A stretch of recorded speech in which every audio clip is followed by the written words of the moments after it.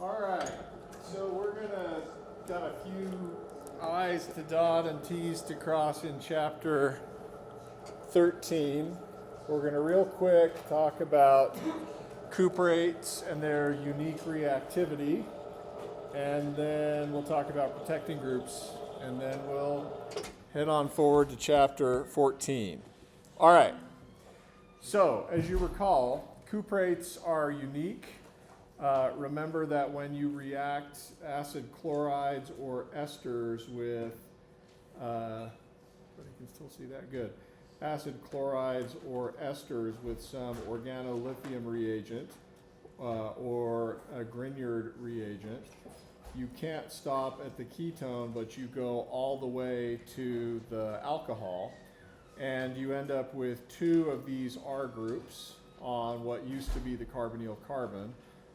Recall that that is true because the ketone intermediate is reactive and will react with, start competing with the ester or acid chloride starting material for the remaining organometallic reagent, such that we will assume anytime you're using Grignards or organolithium reagents with esters or acid chlorides that you're going to go all the way to the carboxylic acid.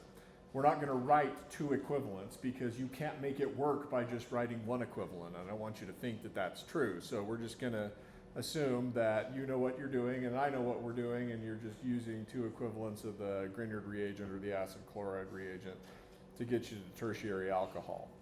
Recall that we have said you can use cuprates to start with the acid chloride, and a cuprate has, recall that the cuprate looks like this, two R groups bonded to the copper. They're generally the same.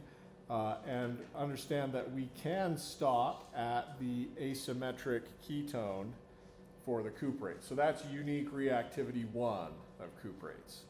Now you're going to be tempted to memorize cuprates don't react with ketones. And that is true, but only from a certain point of view, and that got OV1 in trouble, at least, or Luke in trouble once in the past. So we need to just make sure not to overgeneralize, because there is a kind of ketone that cuprates can react with, but not in the way you think. So unique reactivity of cuprates, step 1 is here. Second, cuprates do conjugate addition to what we're going to call alpha beta unsaturated carbonyl compounds. And I believe most of the examples in your text of these are ketones or perhaps aldehydes, but I think mostly they're ketones. So let me introduce to you an alpha beta unsaturated carbonyl compound. This is a ketone. We will typically call this carbon the carbonyl carbon. This one is alpha. There are two different kinds of alpha carbons in this ketone. We're going to not worry about that. And then this is the beta carbon. I'll draw in the hydrogen that's present but implied. Hopefully you can see that the double bond between alpha and beta carbons is conjugated to the pi bond between the carbon and the oxygen. This is what we mean by alpha beta unsaturated. Unsaturated means the double bond. Alpha beta refers to the fact that the double bond is between alpha and beta carbons. Now, based on what you understand about resonance, you would predict that alpha beta unsaturated carbonyl compounds would be reactive not only at the carbonyl carbon, but also at the beta carbon. In other words, I can draw a resonance structure in which I have a positive charge on the beta carbon. If you want, we can push arrows to interchange these resonance structures, but what these resonance structures tell you is that there are two, in this alpha beta unsaturated carbonyl compound, there are two electrophilic, electron poor places. One is the carbonyl carbon, and the other is the beta carbon. All right? Does that sound good? So, a nucleophile, when approaching an alpha beta unsaturated carbonyl compound, has to decide, am I going to attack at the carbonyl carbon or the beta carbon? And it turns out that if you're an organolithium or a Grignard reagent, so we'll just use either a Grignard reagent or an organolithium reagent, they prefer attack at the carbonyl carbon. So a product of a Grignard addition or an organolithium reagent addition to this alpha beta unsaturated carbonyl compound would be the nucleophile ends up on the carbonyl carbon. And the proton that gets added in aqueous workup also ends up on the oxygen. You will hear organic chemists talk about this as 1-2 addition. It's not necessarily that useful of a term, but you'll hear people talk about it. And the way they're numbering things is 1, 2, 3, and 4. So the two things that get added to our molecule when you use an organolithium or a Grignard, one is on the carbonyl carbon, which is position 2, the other's on the oxygen, which is position 1. That's 1-2 addition. Now, alternatively, if you use a cuprate, we attack at the beta carbon.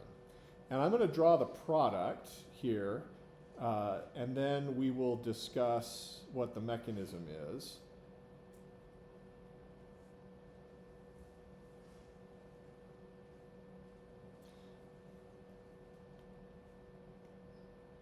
So, carbonyl carbon, alpha carbon, beta carbon, and I guess I ought to draw in the proton that got added to the alpha carbon.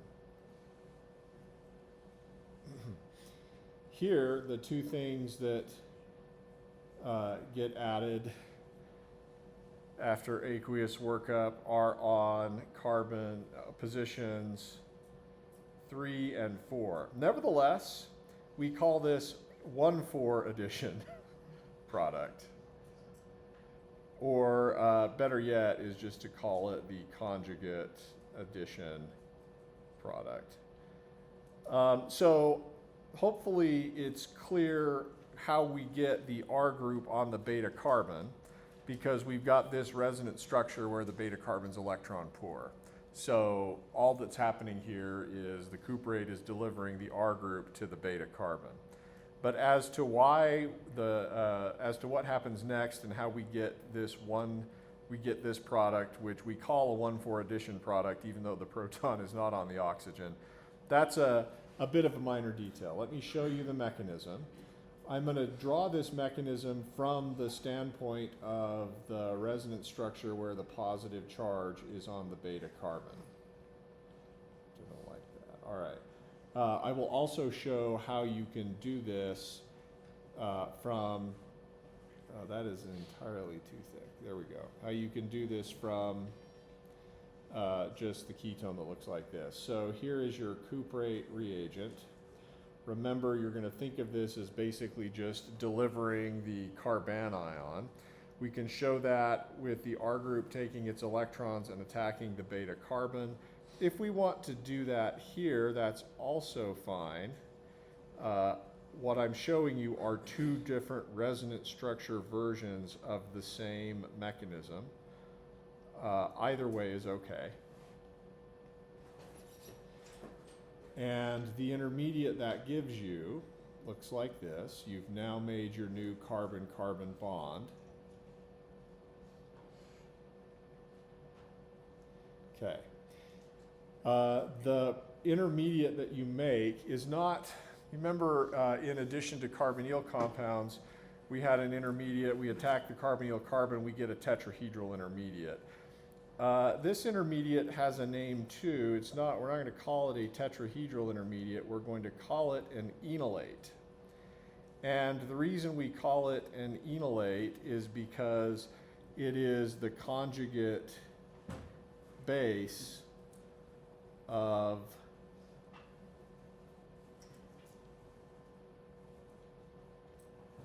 a molecule that is called an enol. And if on aqueous workup we protonate on the carbon, on that oxygen, we get this enol product. And that's your 1, 2, 3, 4. That's your 1,4 product. But it turns out the enol is not the most stable isomer of this compound because, in fact, if you go back to the enolate, you can draw a resonance structure where the negative charge is on the alpha carbon. And so you can also, during aqueous workup, protonate on the alpha carbon, and that gives you the more stable ketone form.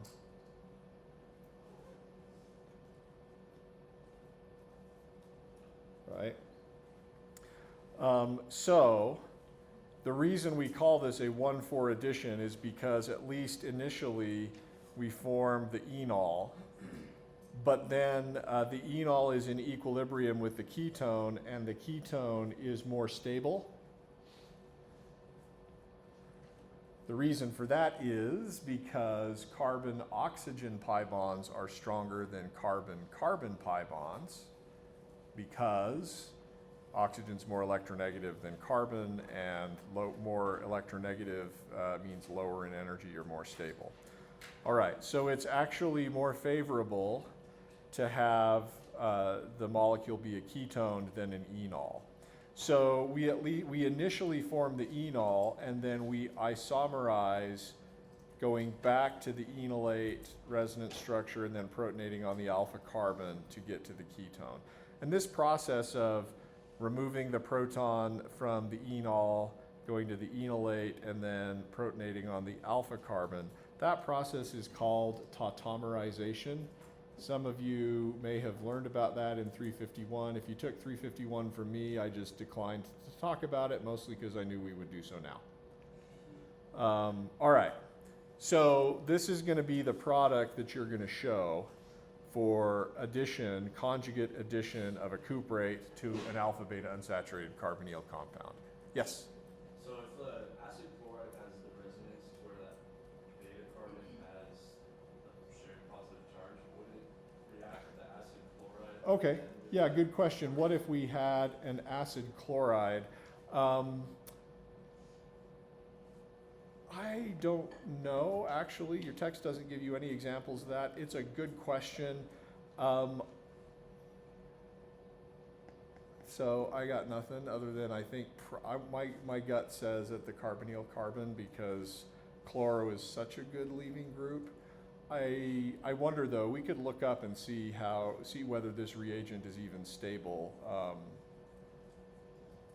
Acryloyl chloride or something like that. Yeah, I don't know is the answer, sorry. Okay, what else? Want me to, go where? Yeah. So, sorry, what was the tautomerization again? Tautomerization is defined as isomerizing that involves moving a proton and moving a pi bond.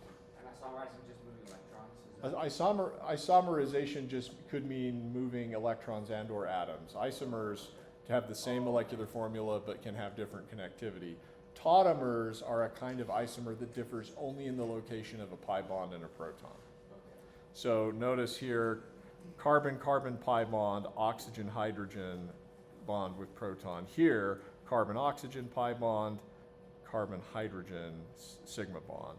And notice they are connected via a resonance stabilized intermediate. That's the pi bond with negative charge adjacent to it. That is the classic allyl anion situation. It looks a little different because there's an oxygen involved, but this is a pattern that you've seen before. Okay, others? Yes? So are we just always going to assume that the final product will be the ketone? Yes. Yeah, I don't really, will you assume the final product will be the ketone? Yes. I don't really anticipate myself giving you a multiple choice question where these are both options and only one of them gets you points. Yeah. All right, what else? All right, that's cuprates. Yes? Sorry, so is the ketone just more stable because there's more carbon-oxygen bonds? Yeah, so that in order to determine which is more stable, you have to weigh the two differences. One is an oxygen-hydrogen sigma bond. Over here, you've got a carbon-carbon pi bond. Down here, you have a carbon-oxygen pi bond and a carbon-hydrogen sigma bond. And if you look up those bond energies, this is the more stable situation. Yeah. Yes? Are we going to be required to have all those bonds memorized? Are you going to be required to have all of those bond energies memorized? Do you want to? No. Okay, then no. All right. Sorry, I just saved your life there, actually. Yeah. All right, couple other things. You can, yeah, that's probably not what we're worrying about. Let's talk protecting groups. So far, we have dealt with molecules that are deliberately simple enough that there are few, if any, undesired side reactions. But the world is not so simple, and often we want to do chemistry on things that are more complicated, and especially as we want to build up molecules that might be useful as medicines or might be useful as probes for biological processes. So let me introduce this, why the need for protecting groups. A protecting group is a group that masks some problematic functional group to prevent it from interfering in a reaction. But in order for a protecting group to be useful, it has to be easy to put on and easy to pull off. In other words, you need to have 100% yield putting the protecting group on and 100% yield taking the protecting group off. Otherwise, you're taking a dramatic hit to yield in a reaction, and that's something that organic chemists simply cannot stand. I don't actually care about yield that much, but that's because of the kind of chemistry I do. So let me introduce a situation where you might have a potentially undesired side reaction. So here is a ketone and an alcohol, a bifunctional molecule. And suppose my desired product looks like this. I want to install a benzene ring, and I want to install it at what used to be the carbonyl carbon. So I'm going to make this bond here. The squiggly line indicates a bond I have to make during this process. I want to make the tertiary alcohol. So I say, I know, I just learned a reaction for turning a ketone into a tertiary alcohol. This is easy. Let's just use an organolithium reagent. Let's use phenyllithium, and that ought to go well. Then an aqueous workup will protonate the tetrahedral intermediate, and the answer is not so fast, because I told you that organolithium reagents in general are good nucleophiles, but they are also good bases. Recall that you're thinking of them as though they were the corresponding carbanion, and the pKa of an sp2 hybridized carbon-hydrogen bond like this is around 40. So, really strong base, good nucleophile. It does have the ability to attack the carbonyl carbon, but you've got this dangerous group here, the alcohol proton, which has a pKa of 16. Now let me tell you about acid-base chemistry. It's fast because protons are small. So something that is both a good nucleophile and a good base and is basic enough that it can remove this proton, probably you have a snowball's chance of attacking the carbonyl carbon. The thing that's going to happen is you remove the proton to get the more stable conjugate base and benzene, and there you stay, there you are stuck until aqueous workup, whereupon you protonate the oxygen that you just deprotonated, and you've got nothing. You've got your recovered starting material, and you took an expensive organolithium reagent and you made benzene. Bad form, right? Not good. So what are we going to do? We got to have some way to mask that OH group. And so what we're going to introduce now is the protecting group called the silyl ether. Silyl means silicon, and ether based on silicon. There's the missing I. So let me show you how you do this. Here's your ketone. Here's, oops, we just invented a carbon. Here's your alcohol. 1, 2, 3. The protecting step involves a reagent where you have silicon, a tert-butyl group, 2 methyl groups, and a chloro group. Tert-butyl dimethyl silyl chloride, or TBDMSCl. Among the many things organic chemists love are abbreviations of larger structures. It gets to be alphabet soup. The thing that students want to know is, do I have to memorize the structure of the silyl ether? I don't care. All right, what's going on here is basically a substitution reaction on the silicon, right? You've got a leaving group on the silicon, you have a nucleophile here for your alcohol. And so I won't show you the mechanism for this. You could propose an SN2 type mechanism. You'd say, wait, that's a tertiary carbon. No, it's not. It's a tertiary silicon, and silicon's bigger than carbon, so such things are possible. Yes? What would happen if we used a cuprate instead of Oh, a cuprate would probably also remove the proton. Cuprates also have basic character. Yeah. Yep. Good. Right. So you're going to do a substitution reaction where the oxygen is your nucleophile. And you're going to need a base to help out with this process. The base is called imidazole. I know that as soon as I draw a structure with a name, your mind gets sidetracked with the question, do I need to memorize that structure? The answer is no. But what it does is, imagine a substitution reaction in which the alcohol attacks the silicon and the leaving group leaves.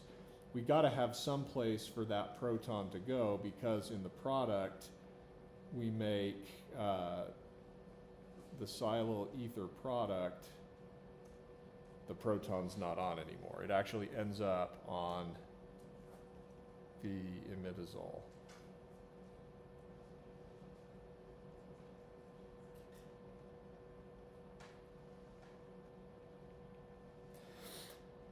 All right, so this functional group is called a silyl ether. It looks like a regular ether, only one of the 2 carbons is a silicon.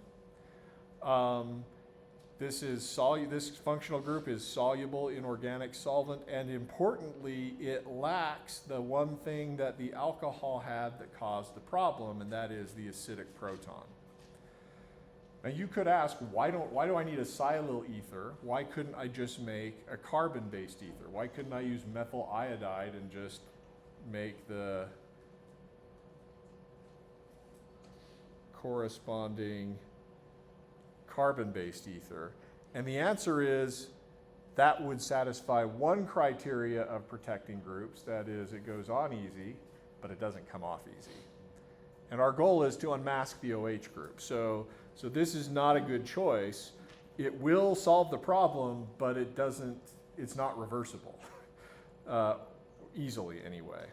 All right. Before we move on, questions about that? I don't care that you know the mechanism. I also don't really care that you know the structure of the silyl ether. It's really not that hard, but yeah. What conditions remove the silyl ether one more time? Right, I didn't tell you that yet. Oh, okay. Yep, so this is on, protecting group on. We need to talk about protecting group off. I will say that organic chemists with protecting groups really, they love protecting groups, but they hate to draw their structures. And so they will use abbreviations. So you'll see people use OTBDMS, and you have to know when you see that that's the silyl ether protecting group. We are just scratching the surface of silyl ether protecting groups. There's a gazillion of them, and some of them are put onable / removable under slightly different conditions. And if you want to know more, you should talk to someone who is not me about it. Because I don't do a lot of silyl ether protecting group chemistry. It's not that hard, and there are places you can go to read more about it. Second is off. Okay, so now we could add our organolithium reagent, which we said was going to be phenyllithium. There's now nothing to react with on the what used to be the OH group, and so it's easy, trivial even, for us to have the phenyl group attack the carbonyl carbon. But this, of course, isn't our desired product. So what happens next is we need an easy way to remove the protecting group, and fortunately for silicon, we've got it. It turns out that silicon oxygen bonds are decently strong. You know this because of sand on the Earth, which is mostly silicon dioxide. But silicon fluorine bonds are even stronger. So we use a reagent that has a fluoride anion in it, but we need it to be soluble in organic solvent, and a lot of ionic molecules aren't. There's not a whole lot we can do to fluoride itself to make it more soluble, but we can choose a counter ion that will help. And the counter ion we choose is one that has 4 butyl groups on it. This is called tetrabutyl ammonium fluoride. The large ammonium ion is just for organic solubility. The fluoride does the chemistry. Of course, more alphabet soup, we have to abbreviate this as TBAF because nobody wants to draw the tetrabutyl ammonium ion. What ends up happening is, again, a substitution reaction where the fluoride replaces the oxygen on the silicon.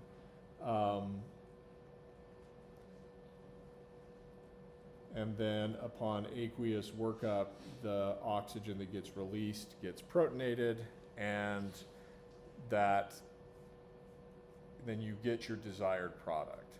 So we were not able to go in a single step from starting material to desired product because of the OH group. We had to sidestep with the protecting group, then do the chemistry we want, then remove the protecting group to get the desired product.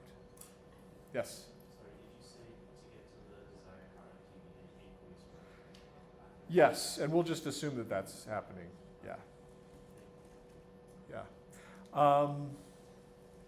So protecting group chemistry is like strategic sort of sidestepping of problems. A lot of chemists use protecting groups. Some of them wish you didn't have to, and so it's an active area of organic chemistry trying to develop reactions that can occur without the protecting groups. I don't know, this is an old reference, none of you are gonna get this, I'm sure. Anybody has seen the Dick Van Dyke Show from the like 60s? Yeah, okay. The opening scene, you never know in the opening credits when he walks in to kiss Mary Tyler Moore hello after a long day's work, you never know whether he's gonna trip over the ottoman or sidestep it. The protecting group is the sidestep and then moving on, okay? Sorry. Just look it up, it's out there. It's worth a couple of, okay, it's worth a couple of laughs. And honestly, if you want to understand the beginning of WandaVision, you need a little bit of background with the Dick Van Dyke Show. Okay. All right, so we've talked too much about that. We got to move on. Any other questions? I just told you not to ask me any, but you really can, actually, so. No? All right. Chapter 14.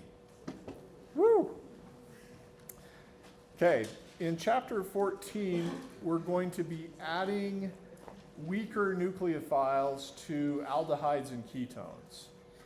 And remember from last time that one of our issues in terms of mechanism is, can the nucleophile attack the carbonyl carbon directly, or do we need some kind of acid catalysis where we protonate either before, such that a weaker nucleophile can attack, because the oxonium ion is more reactive now, or do we protonate during? And we're going to see in chapter 14 that we're going to have to, for the nucleophiles we're going to use, typically alcohols, water, amines, we're going to need protonation first. I will say that I've seen in the past students get hung up over the issue, when do I know if I have to protonate, whoa, that's an eraser. When do I know if I have to protonate first to get the oxonium intermediate followed by attack, or if I can protonate during the attack? The answer is you don't. Both things happen all the time in nature. And so we're going to tolerate either one. A lot of the time, just to go through it slowly, at the beginning we might show this stepwise, first protonate, then attack. Later on, as we get lazy and need to be in a hurry, we might use this one where it attacks during. Understand that both of them are options in biology, both of them happen. You can change from one to the other based on conditions, so don't get hung up over whether it's one versus the other. All right, so let's see. We will start with a simple reaction of a ketone with water. Chapter 14. Actually, we'll use an aldehyde. So if you take an aldehyde and put it in water, a lot of the aldehyde is actually going to form the following product, which, because we've basically added water, let's see, a hydrogen here and an OH group there, we call this a hydrate. It's the aldehyde hydrate. You've seen something like this before, I think, in 351 when we talked about oxidation of alcohols and aldehydes to carboxylic acids. The reason PCC is able to stop at the aldehyde is because you can use PCC under non-aqueous conditions. If you make the aldehyde and there's water around, you form the hydrate, and now the hydrate has an OH group that you can go on to do another round of oxidation with. In any case, we're not worried about that now. We're just going to talk about how you even make the hydrate. And this has water is too weak of a nucleophile to attack the carbonyl carbon directly. You can tell that simply by drawing the intermediate that would occur if you did that, and noticing that, first of all, you're taking neutral starting materials and you're making a negatively charged oxygen out of it. All right, so what we will do is we will protonate the oxygen first. What does the protonating? Whatever acid is present. If you're just using water, this is probably H3O+, because there's H3O+ in water at pH 7. And so you protonate first to get the oxonium ion. This is an acid-base equilibrium step. The oxonium ion is more reactive than the aldehyde, and you should be able to see that just by seeing that the resonance structure with the positive charge on the carbon is even more reasonable for the oxonium ion than it is for the aldehyde starting material. Right? So then, once activated, water as the nucleophile can attack the carbonyl carbon. You attack the pi star carbonyl carbon, the pi bond breaks. Alternatively, you could show attack of this resonance structure below. Either is okay. That generates the following tetrahedral intermediate. Now at this stage, we can look and say, do we have, here was the nucleophile that did the attacking. Here's the oxygen of our tetrahedral intermediate, and here's the other group. Do we have any good leaving groups there? Yes, we do. What's the leaving group? Water. Okay. So that tells us it would be totally reasonable for these electrons to kick down and kick water right off, right? The reason we know that's reasonable is a neutral oxygen should be able to kick off a neutral water as a leaving group.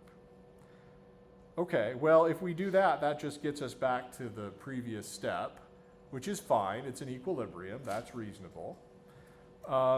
How would we get to the hydrate instead? And if you compare,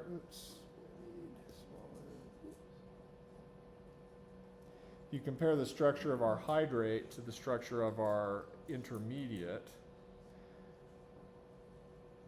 we simply need to use a proton transfer, use water to remove the proton from this other oxonium ion to get us to the hydrate. Now we don't have a good leaving group.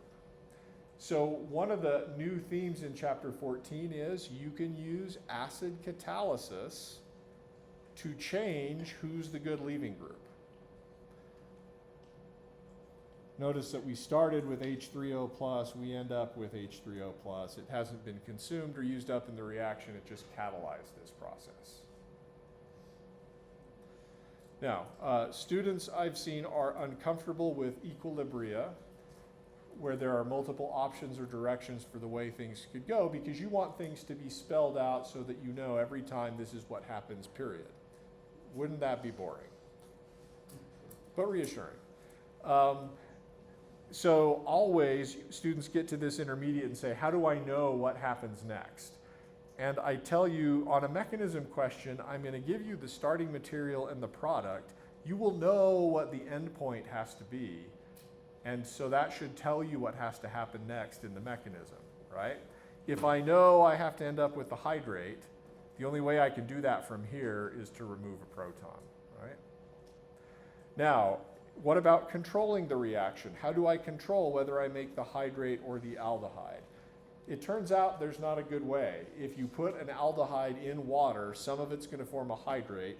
There is some equilibrium constant that governs how much that number is. It turns out the more electron poor the aldehyde is, the more reactive the carbonyl carbon is, the more you tend to make the hydrate. So that's just sort of something that happens all the time when an aldehyde is present in water. And frankly, there are also, you will learn, a ton of other things that can happen to aldehydes when they're floating around in water. This is one of those side equilibria. I will just tell you this, that when you have multiple possibilities in an equilibrium, it's not as bad as you think, because the most stable one wins.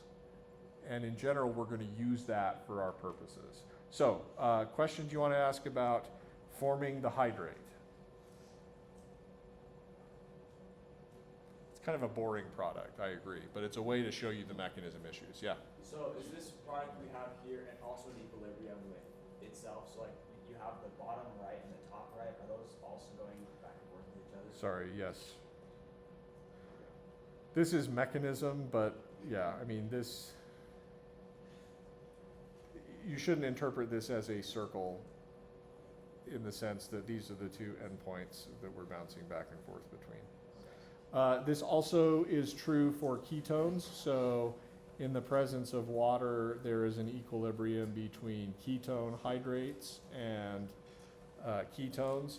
Ketones are more electron rich than aldehydes because sp3 hybridized carbons are less electronegative than sp2 hybridized carbons, which means the more alkyl groups you have on a ketone, or rather the more alkyl groups you have in a carbonyl compound, the more you donate electron density into the carbonyl compound, the less reactive it gets. So you would predict that the equilibrium constant for a ketone forming a hydrate would be lower than that for an aldehyde forming a hydrate. Okay, but hydrates are more, yes, go ahead. If we reacted the first hydrates that you did, the one with the 2 peak, we react that with PCC, would that make the carboxylic? Could you react this with PCC to make the carboxylic acid? Probably, though it would be much simpler just to use an aqueous soluble oxidation agent like the Jones oxidation, CrO3, and then you wouldn't have to stop, yeah. Okay, right. So let's now talk about acetals. Acetals are the alcohol cousins of the hydrates. And they are fun, in part because a lot of carbohydrate chemistry involves acetals, and we'll talk about that in a second, but we're going to start out pretty simple. So here is, let's say, an aldehyde, and let's use an alcohol. Let's choose methanol for fun, and then let's choose an acid catalyst, which I'm going to call HA. If you want to define it, what the acid is, that's fine. It could be para-toluene sulfonic acid, TSOH. That's your favorite one from 351, I think. Now that I've drawn it, someone out there is thinking, do we have to memorize that? No. You could also use just acetic acid. You could use a lot of other things, so don't get hung up on what the acid is. The product is going to have, I love this, still 2 carbon-oxygen bonds, but they're going to be both sigma bonds, and both of those oxygens are going to be attached to other things. That's an acetal. Technically, this works for, you can do this same reaction for ketones, but for whatever reason, we don't call them acetals or ketals or something. We just call them acetals. So I'll show you the reaction for ketones as well, but this works basically interchangeably. Okay. I will just say at this stage, you can use acetal, yes, just a second, as protecting groups. Go ahead. Are both of those O's supposed to have CH3 in them? Yes. Sorry.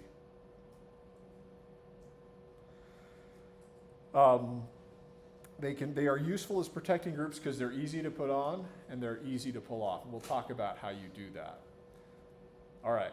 So for an alcohol to attack a carbonyl compound, we need to protonate the carbonyl compound first. Because a neutral alcohol is not a strong enough nucleophile to generate a negatively charged tetrahedral intermediate. So we will make the oxonium ion, and just as we did in hydrate formation, we will have the alcohol attack the oxonium ion to give us the tetrahedral intermediate. Flip back a page in your notes and compare the structure of what we just drew to the structure that we drew for the tetrahedral intermediate after water attacks in hydrate formation. Same basic thing, only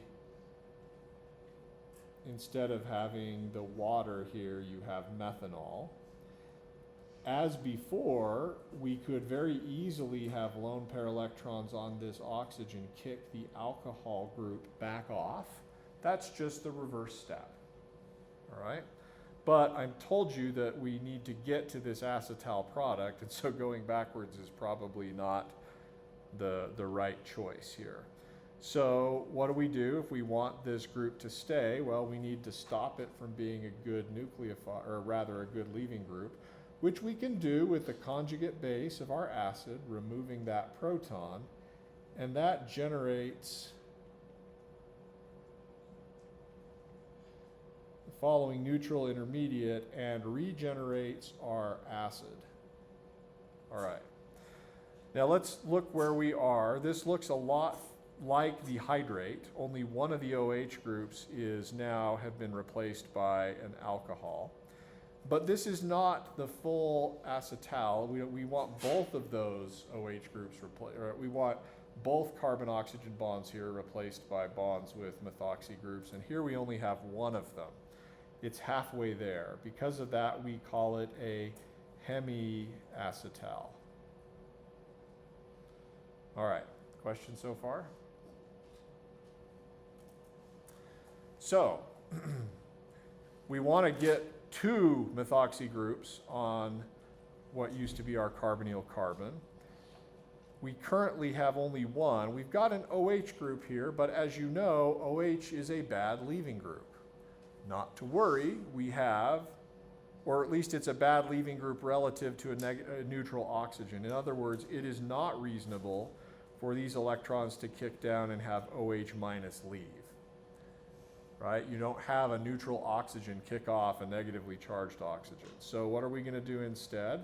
Let's use the acid catalyst to protonate the OH group, thereby converting it into a good leaving group.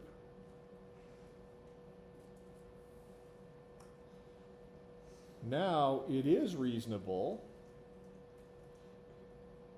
for electrons on the neutral oxygen to kick down and have water leave. And now we end up with something that looks like a distant cousin of that original oxonium ion. Compare this intermediate here with this intermediate there.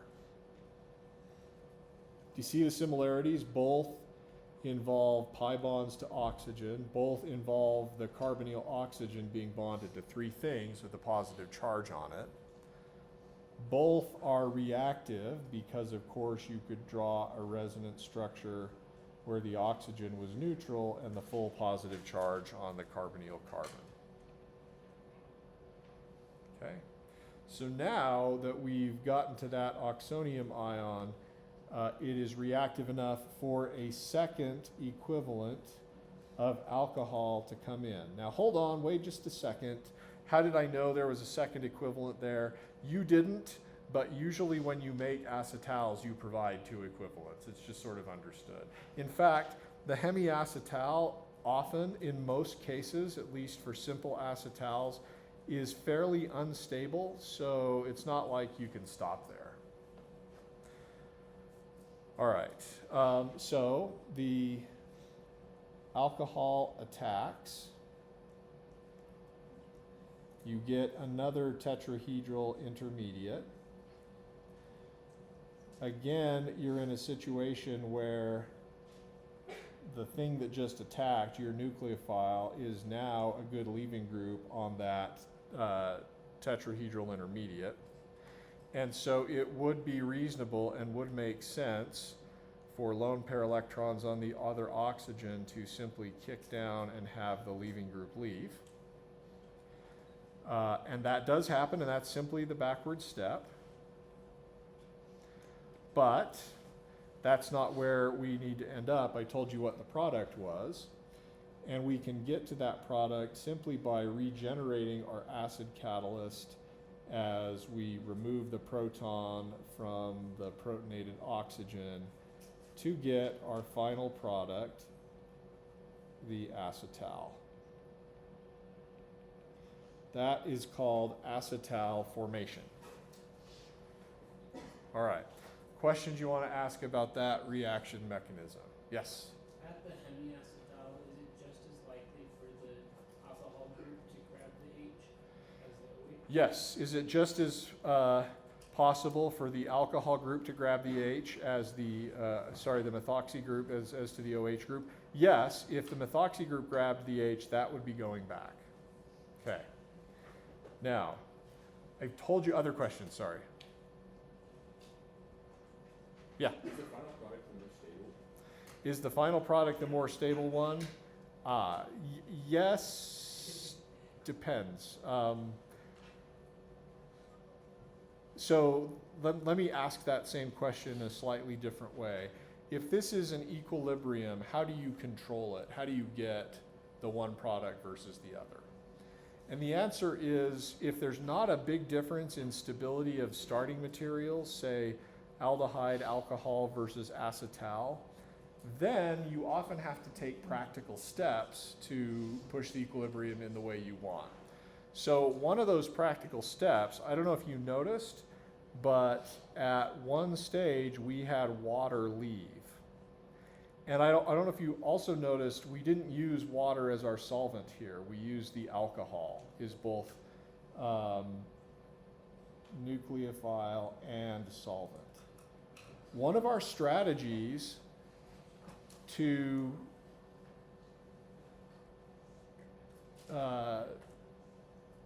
get to the acetal product is to Le Chatelier the heck out of this system by simply removing water.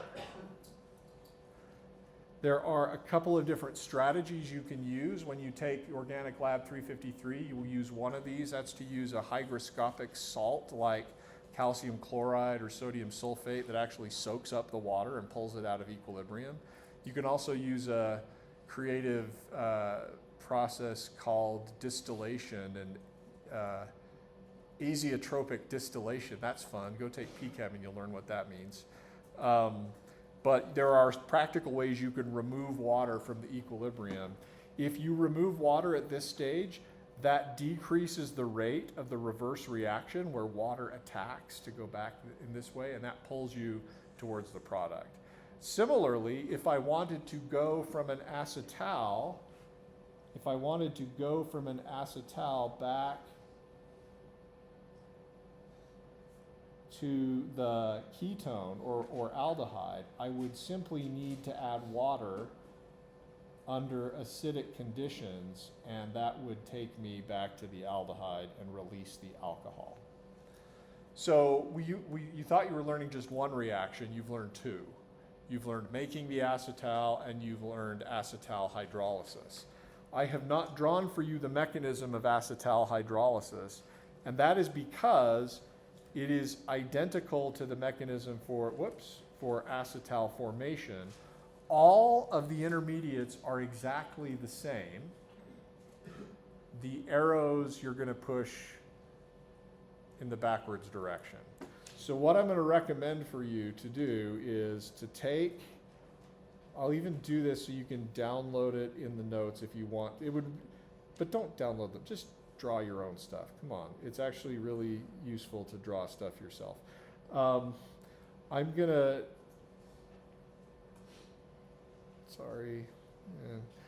erase all the arrows, and we're gonna say start here.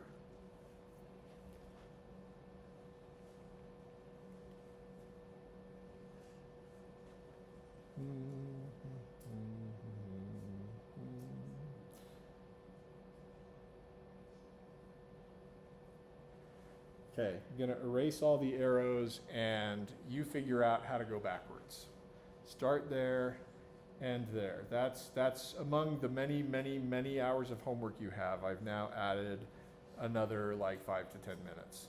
But you should be able to do that, and honestly, you should be able to do it in your sleep. Much of what comes after will be easier if you really learn to work your way through acetal formation.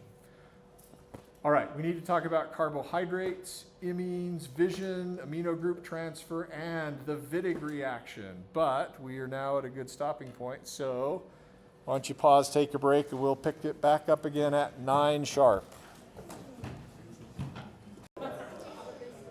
All right, here we go again, sorry. So I mentioned before you can use acetals as protecting groups. And I just wanted to show you a quick example of that. It's nothing to memorize. Here is a molecule with a ketone and an alcohol. Suppose I wanted to do some things, modify the alcohol or do chemistry here that I didn't want to interfere with here.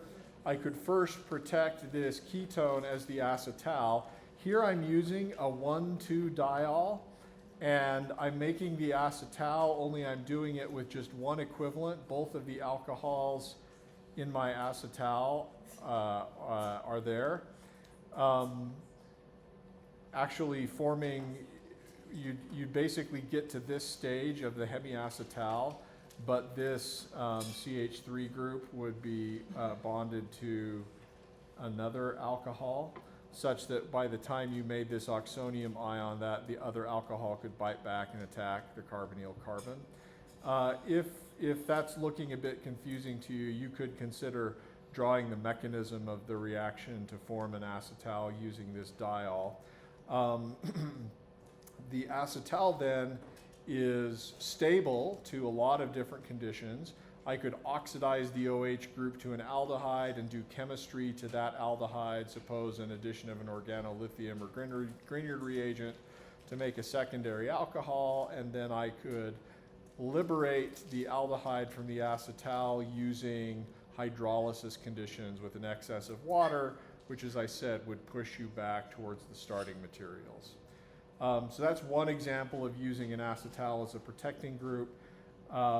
Also, you should totally look up, we're not going to do it now, but nanoputations, because somebody at some point noticed that that kind of looks like a face. And there's a whole research group at Rice University in Houston that was interested in getting kids excited about chemistry. So they made a bunch of anthropomorphic looking molecules, which they called the nanoputations. And they all had acetal heads. So anyway, whatever. So is that particularly good for protecting carbonyl groups? It's good for protecting carbonyl groups. Also, this is, why am I doing this? Because we can.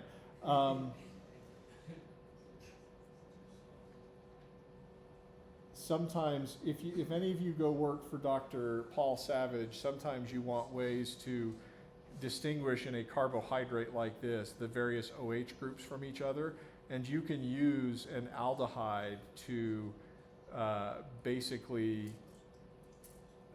protect two of these alcohols. So what I don't actually know too much of what I'm talking about, but you can imagine a situation where you could add the right aldehyde and form a protecting group like that, and then you could do other chemistry on the alcohols. So you can use it both ways, which is kind of interesting. Don't worry about that. Right. Let's talk carbohydrates now. I told you that in general, acetals were unstable, and that's true except if they are cyclic. If you can form an acetal, or rather a hemiacetal that is cyclic, often that can be relatively stable. So here's a brief introduction to carbohydrate chemistry. We will come back to do more carbohydrates in a subsequent chapter. What I'm going to draw for you now is the open chain form of an aldehyde that is called glucose. Sorry, I'm being messy. That's not good. All right, this is called D-glucose. We won't draw the mechanism, though you can certainly do it. Acid catalyzed, you would first protonate the carbonyl group. Maybe I'll draw part of the mechanism. Protonate the carbonyl group to get the oxonium ion. And then you've got a lot of different OH groups here, but only this one, if it attacks, could you form a 1, 2, 3, 4, 5, 6-membered ring. As you know, in OChem, 6-membered rings are privileged structures because they don't involve any ring strain. So you can actually form a 6-membered ring form of glucose simply by having that OH group attack the carbonyl carbon.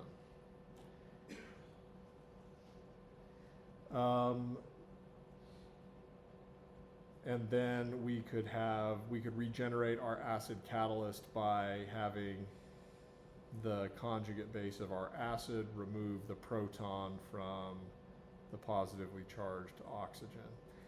This is the hemiacetal. If you go back and compare it to the hemiacetal we drew previously, it's got the same features: a hydrogen, a carbon, an OH group, and an alcohol group. A hydrogen, a carbon, an OH group, and an alcohol group. Once you close to the 6-membered ring, this is actually called D-glucopyranose. And actually, we need another designation that tells you the stereochemistry of this OH group. You don't need to know this yet. You will at a future point. But this is called beta D-glucopyranose. From this open chain form of glucose, this aldehyde, if we had rotated around this carbon-carbon bond, by the way, guys, it's totally driving me crazy the way I chose to number this molecule, because you don't number glucose that way. Doesn't matter to you, so don't worry about it, but I need to be self-consistent or else I'm gonna, I don't know. You could imagine that if we had rotated around this bond between carbons 1 and 2, we might have been able to attack the aldehyde, or rather the protonated aldehyde, from this direction. And in so doing, we might have generated another diastereomer of glucose called alpha D-glucopyranose.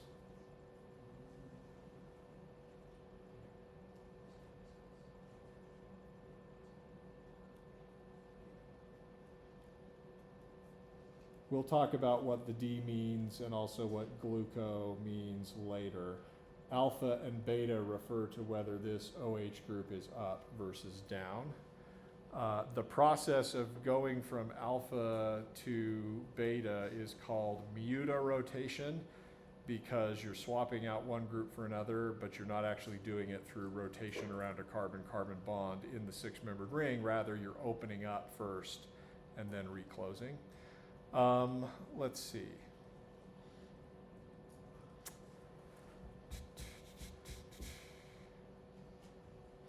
Another, but the point here is that these are both hemiacetals, and they're both relatively stable. So for glucose in aqueous solution, most of the glucose is present as a mixture of these alpha and beta stereoisomers in the cyclic hemiacetal form. Right. So now I want you to imagine starting with one of these glucose isomers. And let's, for fun, let's start with the alpha isomer. And let's suppose that you are in your kitchen and you're wanting to make taffy or rock candy. And what you do when you do this is you take Karo syrup, some kind of corn syrup, which is basically glucose, and a little bit of water, and you start heating it. And you heat it and you heat it and you heat it until it starts to boil, and at some point the temperature increases and the Caro syrup starts to get even more sticky. Anybody ever done this? You ever made peanut brittle or rock candy or something like that? Okay, you've actually done this reaction then, because what's happening is that you take the hemiacetal of glucose and using hydronium that's present at pH 7, you protonate the OH group at the hemiacetal carbon, thereby turning it into a good leaving group.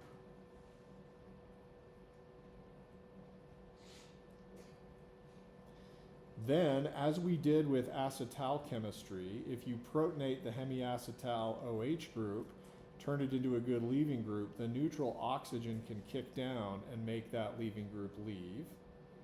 So we can do that here. One of the lone pairs on the oxygen can kick down and leaving group leaves to generate a cyclic oxonium ion.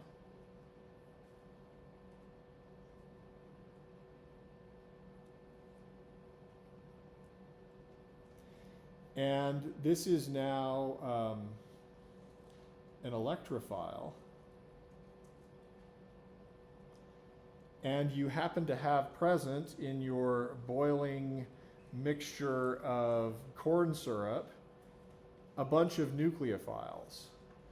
Now, let me just draw another molecule of glucose, and already you're going to see there's a lot of complexity here because you have 5 different OH groups that could potentially act as the nucleophile and attack our electrophilic oxonium ion.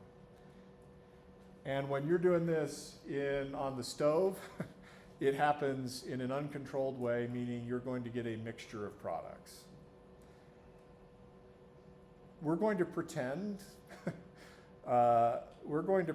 like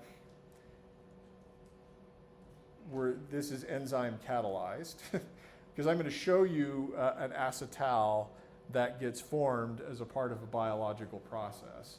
But just understand that if you were doing this in a pot on the stove, there's no reason why you'd expect one of these OH groups to be more reactive than the others. So I'm going to show the OH group on carbon 4 of my second glucose unit doing the attacking. And let's suppose it attacks from below. Again, if you were doing this in a pot, it would have to be able to attack from both above or below with some amount. But we attack, we connect 2 molecules of glucose.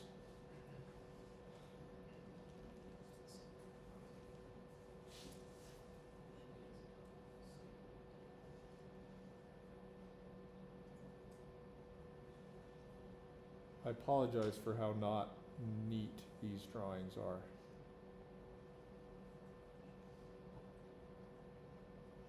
Okay, you just made a new carbon-oxygen bond between an OH nucleophile on your on one glucose molecule and then the carbonyl carbon of the cyclic oxonium ion.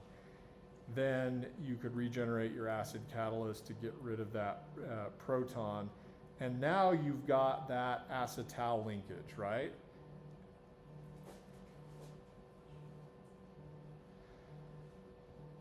Sorry, Lake Ridge Junior High is calling to tell me that my son is absent today, which I know because he's on a fishing trip with his uncle.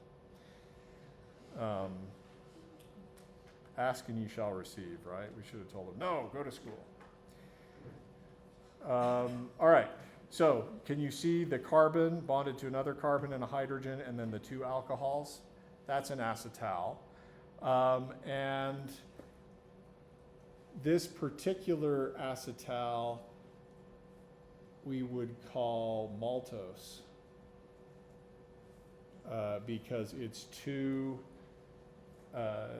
glucoses linked together. Now, we'll talk about this more later on, but so I'm just going to make a note of it here and we'll come back to defining it. The linkage is between carbon 1 on one sugar and carbon 4 on the other, and the stereochemistry at carbon 1 is alpha. People call that an alpha 1,4 linkage. This is the kind of linkage that's present in starch. And your body has enzymes for hydrolyzing this linkage. So there's more to say that we could say, and I'm really struggling to not to, but I think we'll just skip on from there. Unless you want to know about lactose intolerance. Do you want to know about lactose intolerance? Yes? Okay. So there's another acetal carbohydrate that I could draw for you. This one involves a beta 1,4 linkage between cyclic sugar units. The sugar on the left has slightly different stereochemistry from glucose at carbon 4. This is called galactose. And then linked to glucose, the carbon 4 OH group of glucose. Anyway, these two together via what we will later learn to call a beta 1,4 linkage is called lactose, which is a major component of milk. Infant humans express an enzyme that can hydrolyze this beta 1,4 linkage. It's called beta galactosidase, and if you're an infant and you're a human and you survive on milk, you need that enzyme to obtain sugar.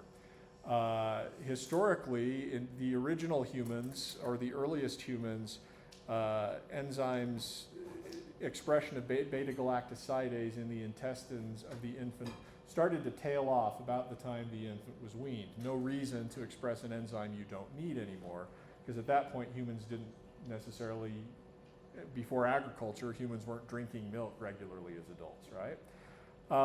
But at some point as humans, there's an interesting book, A Brief History of Everyone Who's Ever Lived. It sort of talks about all of this. You might consider looking it up. But as humans, the genetic record indicates as humans migrated out of Africa and in particular colonized Europe, that happened about the same time as agriculture began to develop and domestication of animals. And humans learned how to take the milk of goats and or cattle and make cheese and butter.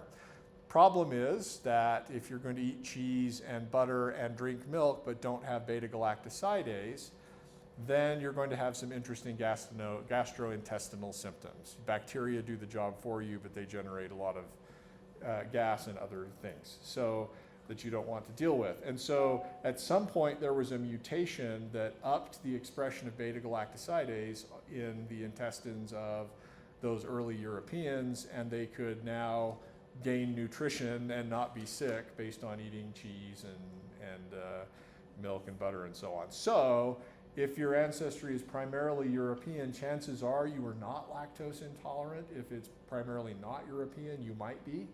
And it's not one way or another, it's not good or bad, it's just history, and it's kind of interesting that that still persists.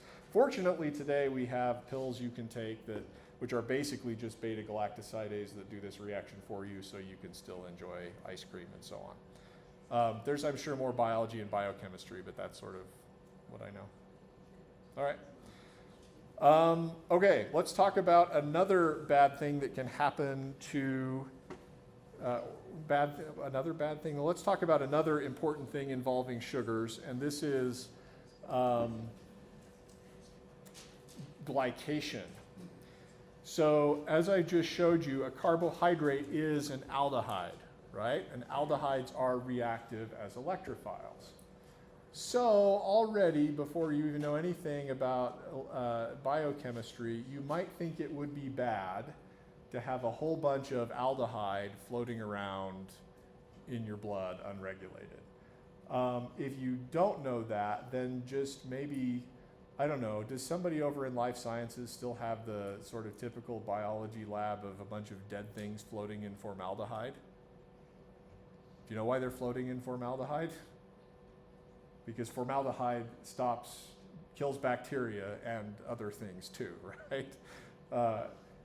So having too much aldehyde present in your blood can start to do to you what formaldehyde does to all those pickled pig fetuses and other things.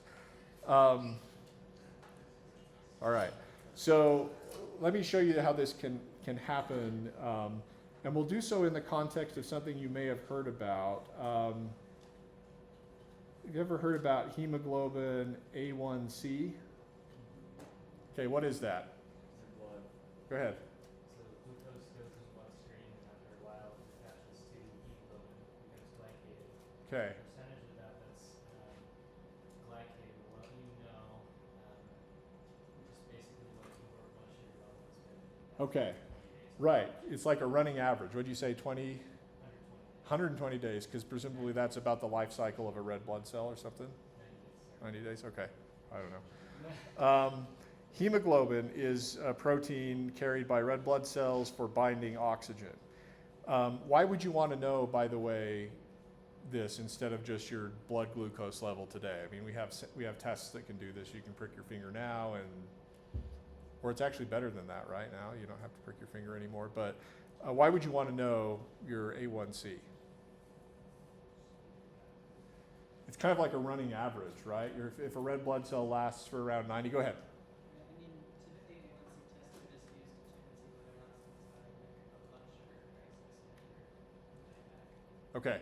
Yeah, so see if you're having a blood sugar crisis. It can be a way of testing over a longer period of time. Like you can get an instant snapshot of what your glucose level is right now. But if you want to know what has it been on average over the past 90 days, this is a good number for that. Because red blood cells get recycled about, or that's about the lifespan of a red blood cell. So what is glycated hemoglobin and what's going on here? So I'm going to do something I hate now, which is instead of showing you the structure of hemoglobin, I'm going to draw a circle and I'm going to label it HB for hemoglobin. The structure of hemoglobin at the atomic level is known. You can look this up in the protein data bank. And I encourage you to do that. But there is an amino acid side chain, a number of them in hemoglobin, called lysine, which has an amino group on it. It's a primary amine. And amino groups can react with aldehydes. Now, I told you before that glucose is, in its open chain form, is an aldehyde. So I'm going to draw that open chain aldehyde form. And this is an electrophile. I'm not going to draw the mechanism of this reaction yet. We're going to do that with simpler stuff.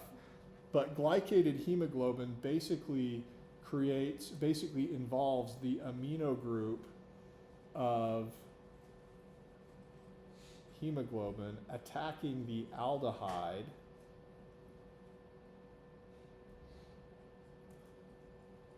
of glucose,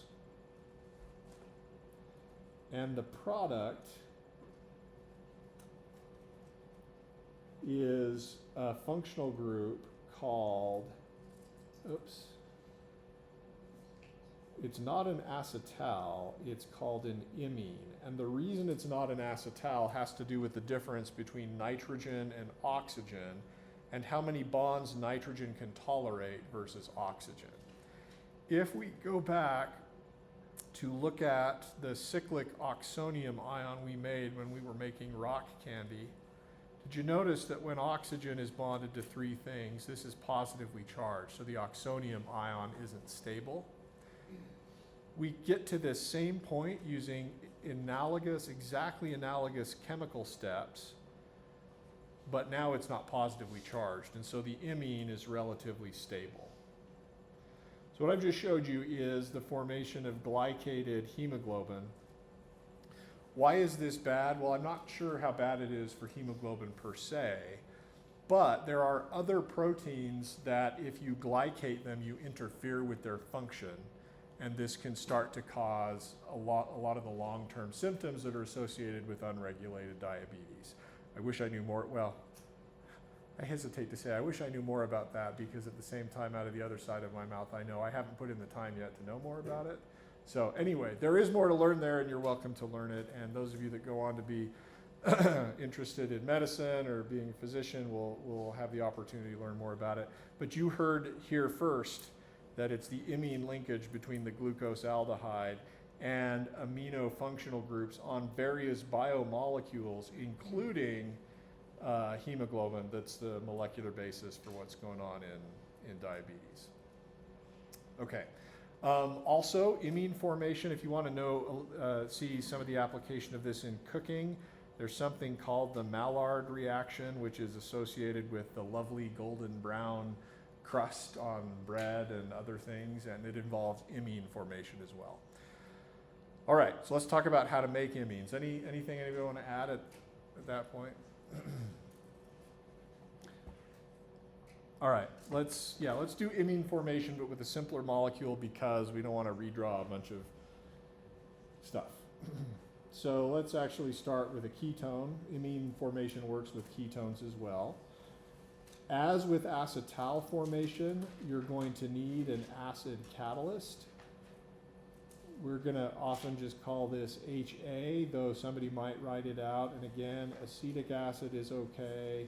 Also, para-toluene sulfonic acid is okay.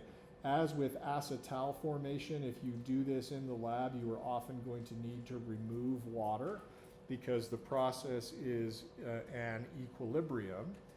And the reaction I'm going to show you begins with a primary amine. And the product is this functional group called an imine. Nobody says imine. If you say imine, they're going to say, well, what do you mean? So imine. Some people will also call this a Schiff base. Particularly biochemists will sometimes call that a Schiff base. I remember sitting in where you are right now in a biochemistry class in like 2002 and hearing the professor talk about Schiff bases and wondering what on earth they were talking about until I saw the structure and I was like, oh, that's an imine. So if you hear Schiff base, that's what they're talking about. Let's do structure, or let's do the mechanism. First, as with acetal formation, you have to protonate the carbonyl oxygen. There is evidence for imine formation that sometimes this happens at the same time as the nucleophile attacks. As I told you, I'm not going to worry too much about whether you show protonation first to give an oxonium ion or whether you show protonation at the same time as the nucleophile attacks. In the interests of fairness, we'll show that simultaneous option here for imines. I don't mean to communicate that it's always this way for imines, whereas it's always make the oxonium ion first for acetals. Both options are acceptable. Which means that there's not going to be a multiple choice question on an exam where I give you both options and only one of them gets you points. Right, so we protonate the oxygen at the same time as the nucleophile attacks. That gives us the following tetrahedral intermediate. The challenge at this stage is that the thing that just attacked, the amino group, could also be kicked right off by the neutral oxygen. And it would be totally reasonable, and in fact is a step of imine hydrolysis to kick off the nitrogen in that way. But as we've learned, if we want to get to the imine, we need the nitrogen to stay, and we can use our acid catalyst, the conjugate base of our acid, to facilitate this process simply by removing a proton from the nitrogen, and that gets us to this intermediate. This intermediate is not called a hemiacetal because it's different because of the nitrogen. People call this a carbanolamine. But we're in the same situation as for the carbanolamine as we are for the hemiacetal in the sense that it's not stable. The only difference between the carbanolamine and the hemiacetal is this group here is an amino group rather than a methoxy group. As before with acetal formation, to get rid of the OH group, we added a proton. So we're going to do the same down here for imine formation. We're going to convert the OH group into a good leaving group using our acid catalyst. That will generate the following intermediate. Now OH group is water, and the neutral amine is a strong enough group to be able to kick off neutral water.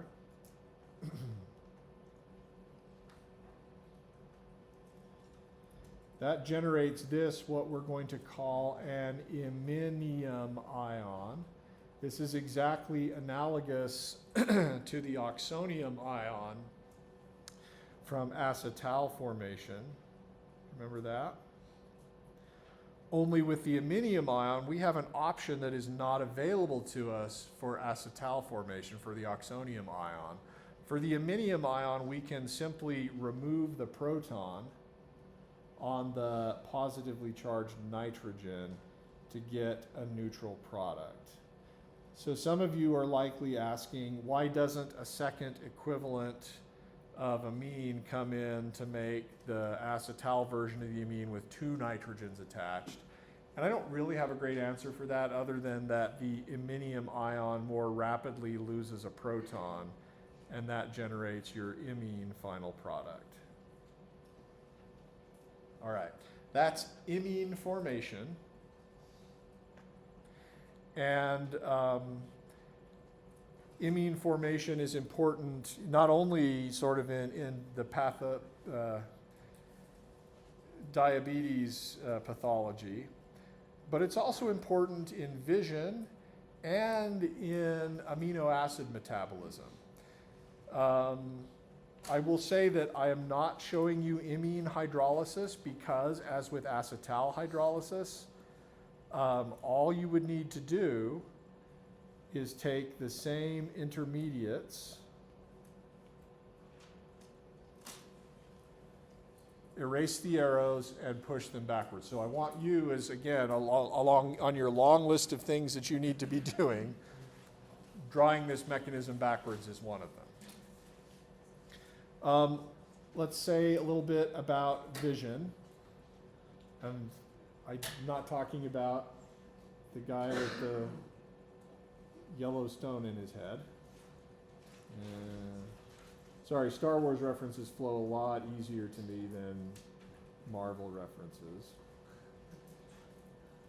I'm drawing for you the structure of 11-cis retinal, which is an important part of the rhodopsin protein in your eyes that allows you to see.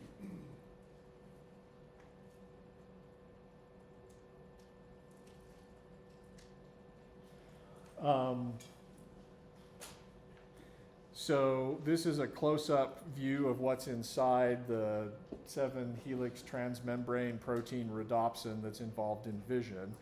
This is the chromophore, the thing that absorbs the light. That molecule that absorbs the light is attached to the protein via an imine linkage.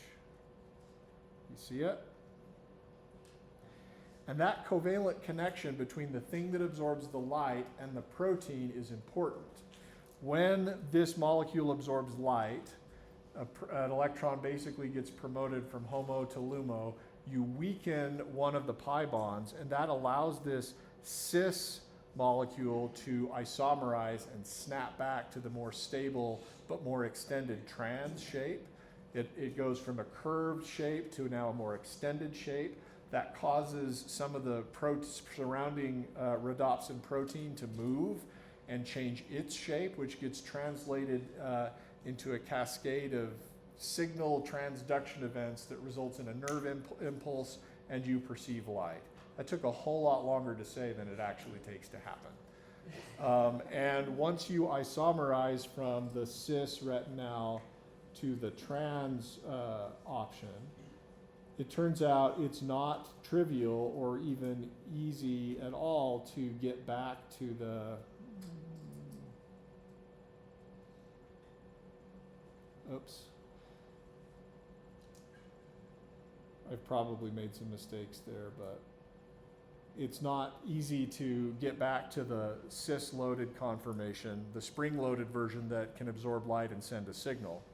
And so what your body actually has to go in and do is hydrolyze the imine linkage, reload a new 11-cis retinal on there, and then export that back. So if you know anything about eye biology, there's this whole thing called the retinal pigment epithelium, which is designed to take the discs that are spent from your rod and cone cells that get sloughed off. The reason they're spent is they all have trans retinal in them anymore, and they're not able to absorb light, and so you have to slough those off, clip out the wrong one, hydrolyze the imine, put in the new one to make the new imine, send it back. And this is why if you stare at a light long enough, you can actually bleach that segment of your retina, yes, yeah, so that it can't absorb light anymore. So yeah, go ahead and stare at a light long enough, and then you see the after image, and that's your body trying to catch up with making and hydrolyzing all of these imines. All right, we are spending too much time on imines, but so I think I'm not going to show you. What I wanted to show you about amino acid metabolism and imines is something that is cute and fun, but which irritated the students last time, so I think we'll just not. Aw, maybe if you're good. All right, a couple more practical things about imines from a synthesis point of view. Historically, making amino groups has been challenging because if you start out with ammonia and you try to do the simple SN2 reaction, that works just fine. Unfortunately, the molecule you make as a primary amine is more reactive than your starting material. It's more electron rich because of the alkyl group. So actually you get what is called over-alkylation, where you'll add another and another, and then finally another to give you the tetrasubstituted ammonium ion. And it's difficult to control. You can do it, but it doesn't work particularly well. And so when people want to make amines in a controlled way, they often use imine formation as one of the steps along the way. So the reaction sequence I'm going to introduce is called reductive amination. And it combines something we've just learned today with something we learned last time. So, as an example, here is an aldehyde. I can take an amino group.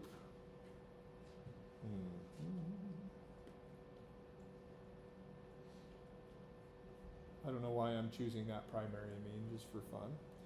And some catalytic acid. And so that's step one, and I make the imine.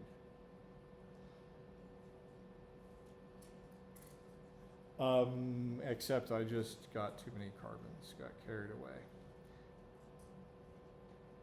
If you're wondering, there are cis and trans issues sometimes about imines, but we typically don't worry about them. So it's never, I'm never gonna, you could draw the other isomer where the carbon was pointing this way, and that would be fine. We just aren't gonna worry about cis-trans isomerization about imines. All right, and then in a second step, you can add sodium borohydride, which will deliver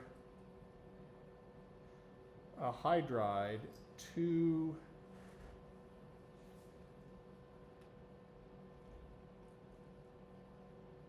the carbonyl carbon in the same way that it did for aldehydes and ketones previously. I'm not going to show a negatively charged nitrogen as an intermediate here because that doesn't seem reasonable given what the pKa of an amine is, around 38, and given the fact that present in solution, I happen to have some acid catalyst. So I'm going to show that nucleophile coming in and attacking to break the carbon-nitrogen pi bond at the same time as I'm going to show protonation of the nitrogen to give you an amino product. Oops. And this is a good way to get a secondary amine without going on further to the tertiary or the quaternary amine. It's also a good way to get amino groups that are not symmetric, that is, that have different alkyl groups on them. So that 1,2 reaction sequence is called reductive amination. And it's one of the more useful reactions that we've talked about so far. Let's see. There's a story about it. I actually have done this reaction before. Yeah, why not? So the year was, what was it? 2007. I was in my PhD program at the University of Wisconsin working for Professor Sam Gelman, who's a great mentor and friend. He's also Professor Paul Savage's PhD advisor, so Savage and I are PhD brothers, though Savage did his PhD while I was still in high school, so he's my older brother. Just kidding, he's not actually that old. Savage is a good friend. Anyway, I was doing a reductive amination reaction to make an amino acid that we were interested in. The problem was that I was using an amino group that was chiral. We needed that for some reason that's not important. And we kept needing to make this molecule. And when you need to make a molecule again and again and again, I'll just draw it for you so that we can all move on with our lives. I still haven't moved on after all of this time. I needed to make this particular molecule, and actually I needed the stereochemistry to be like this. This involved first making the imine and then reducing it via reductive amination. And we would use this subsequently to make an amino acid where the carboxylic acid and the amino group were separated by more than is in natural proteins. This is called a beta amino acid, and it's interesting for lots of reasons. Anyway, I was working on a project where I needed a lot of this, and I kept having to make small batches. And in previous years, a friend of mine had done a similar reaction where he made a really, really, really large batch of this molecule. And it was like a major tour de force. It took him a couple of weeks, but he made so much of it that he would never need to make it again. This was one of my lab mates, and I admired him a lot. He happened to be a Latter-day Saint as well, and so we were kind of friends, but he had moved on, and I somehow just got it in my head that I could be as good a chemist as he was. Perhaps in the same way that Obi-Wan thought he could do as good a job training Anakin as Yoda. As with Obi-Wan, I was wrong. So I set up a very large-scale reaction in a 20-liter round-bottom flask. And was dumping literally bottles of this expensive chiral amine into the reaction mixture. The first step was make the imine.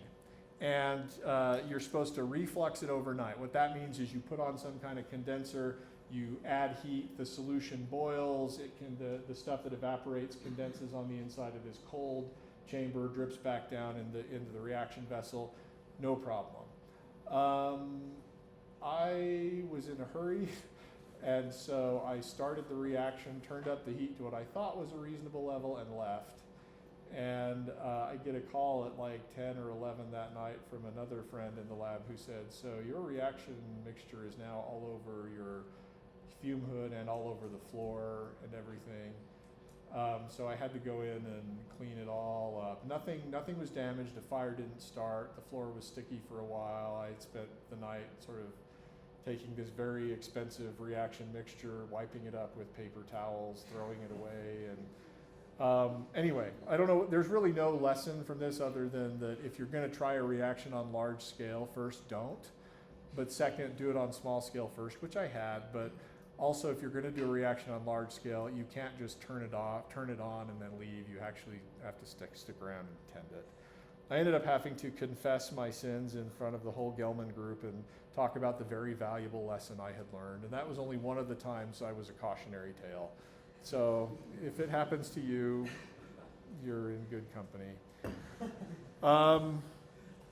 Right, we need to say something more about imines, and that is, so far we've only used primary amines for this. What if it's a secondary amine? And why would you care about a secondary amine? Well, what if you're minding your own business, thinking you're doing imine formation, and you finally get to the stage where you form the iminium ion.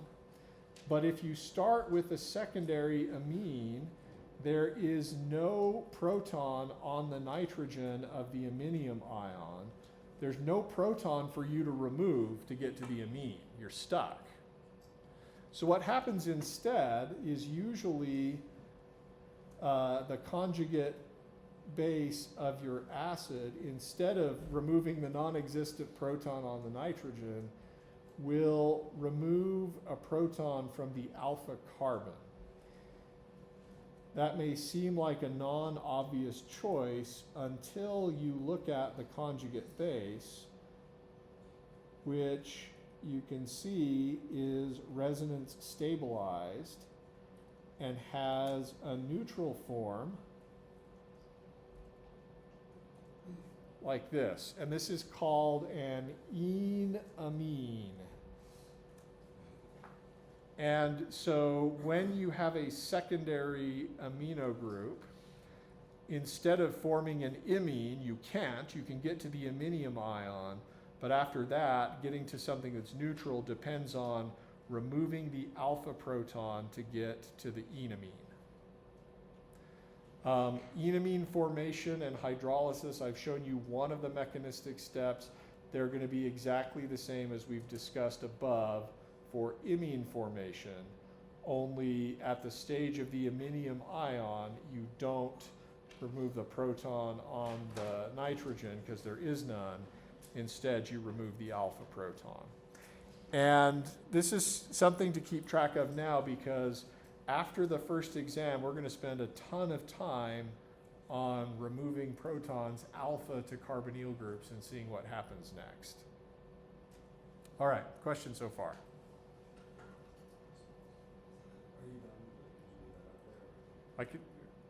Am I done? Are you done yet? No. Yeah, sorry. Go ahead. Does it matter which side removes the alpha proton? In this case, no, the molecule's symmetric. There are cases where it's not, and it does matter then, and we'll, not in the context of enamines, but we will learn for related molecules how to know which side gets deprotonated, but yeah, stay tuned. Okay, yes? So you take those hydrogens rather than hydrogens at the bottom just because there's a products. That's right. The protons alpha to the carbonyl carbon are more acidic because their conjugate base is resonance stabilized. If you remove these ones, you got nothing.